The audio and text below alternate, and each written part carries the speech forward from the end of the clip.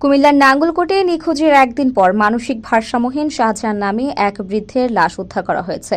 তিনি পৌরসভার পূর্ব দয়ারা গ্রামের বাসিন্দা। মঙ্গলবার 9 জুলাই সকালে পৌরসভার 3 নং ওয়ার্ডের পূর্ব দয়ারা একটি ডোবা থেকে তার লাশ উদ্ধার করে পুলিশ।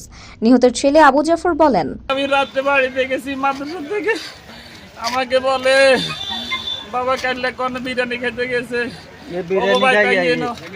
এখন আমার আম্মা মাদ্রাসা ফোন করি কল লাগছে, তোর বাপ কোন তোর হুকুমের ফোন করেছি আম্মা। এখন আমি মাদ্রাসা